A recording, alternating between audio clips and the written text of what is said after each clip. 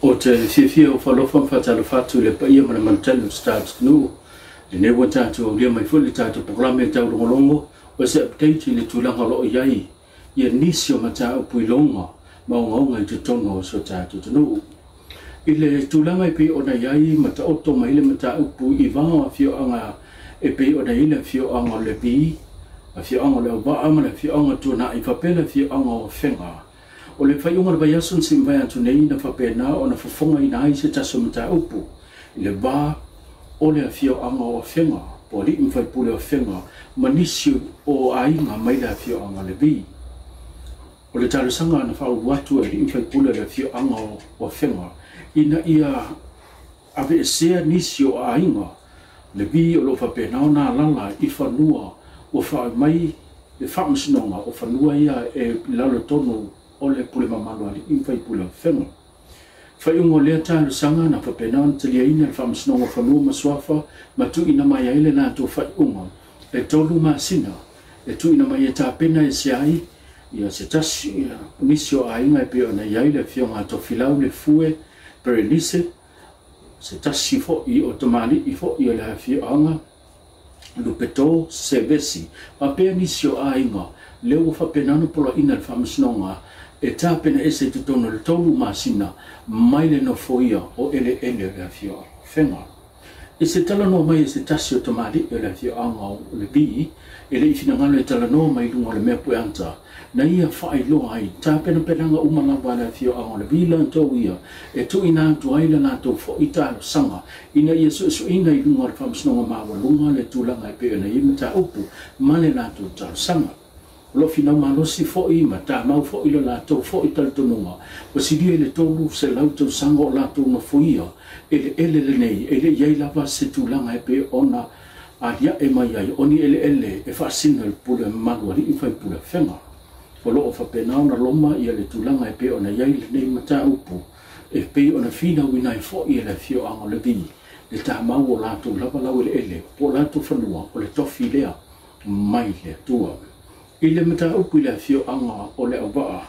Na mau le wanoa e silingi ai ma whaatala no fo. Se tasi o matai whai upu o le fio anga o Leauva'a. E le fina ngale tala no e luma le me pueata pe te yane na ia tala no mai foi. Ia le whetalenga ia te vanga vai lua. Na ia sao no ai. Masalo po se whai unga le nei vai yaso po le bea so fo. O le hawa pe nana tu ina mai se whai unga le whamasina mai tu sai mana nātu tau sanga. Ta ua ele fitalinga te vanga. Ua mai ama mau fo ia tō mau tutu. Ele pe ona fina wina ma ta ua le fio anga o Afega. Ele wha pe na whaatau mai mō Leauva'a. Leo ua maua la tō wha maunga o ele na whaatau ele fio anga o Leauva'a mai i le malo i le taimi o pūlenga siamani. Ona wha pe na le ona no fo ia ele fio anga e au noa male tūlanga e pe ona fina wina e Afega. O lo te ena fo i ele telenga te vanga vai lua i ele tūlanga e pe ona fina mai fo i Afega. O ele e patino i alai te ila tau i rin fai pula Afega. Lea raua sao no te vanga vai lua o lo fa pena ona ta lia le fai unga i leise whamsinonga e whaatino ina a e na o ilo ina ma su enga ale whamsinonga whanua maswafa i la tau fo i mauma la tau fo i tārsanga pe ona tu ina atu. Leo lo fa pena na ia la to fa maumanga o uma ona fa tau mai ele mai le teimi o pulenga siamani.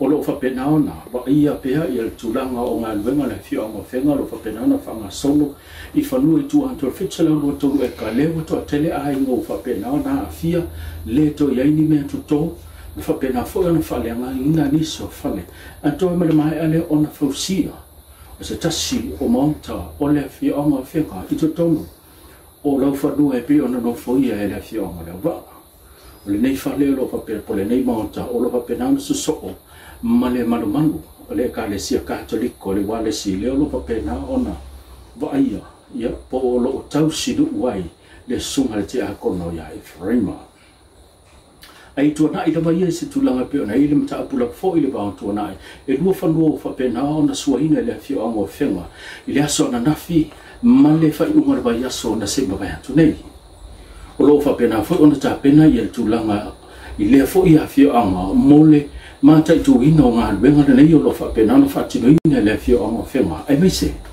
o se tūlanga o lo fa pena foi ona ngā tō whina wina i luma na whaamsinonga ina ia fa pena o na iese polo inga whaamsinonga i tā fia ai le stoe ngadwe ina e le fio o whenga ma le sua ina o la tō fo i whanua lua whanua i u fa pena o na whaamaunia e pio na sia le tātou poklame le nei aso sa fa pena o na fa tino ina ngā benga le fio o whenga e pio na silfia le fionga tuana i o le tasilea fioanga e a toa iai ia le itumalo sanganga leo songa po sanganga lua.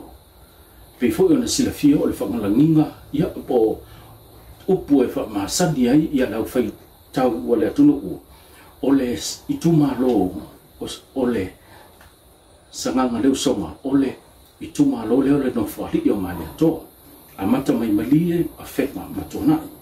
Pei taiane le afia ai o le tūlanga pi o na i whanua o le afionga tuanai. Nā maua ele whatatanonga manisio a hinga o le afionga tuanai. Nā nātu tā ua ai o le vāvana lata o le sotanga i le vā le afionga tuanai. I mā whenga i le teimi o tāpenanga ma le teimi pi o na i le whainga pāno tatele. Lea na au wina mai le lango lango o le afionga tuanai. Lea ua pale mai ai le sui whai pule.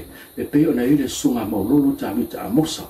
Ele nama le laina le tūlanga e pe ona iai tāpenanga le afionga tuanai sa lango lango. Aina tā ua nisi o matai le afionga. Lo lato mai tawina le taula mua ato le whaipule i le tūlanga e pe ona iai ngā ruenga o lo whapenana whaatino o masua tia inai whanua ia o lo whapenana ngā ruenga no fui e le afionga tuanai.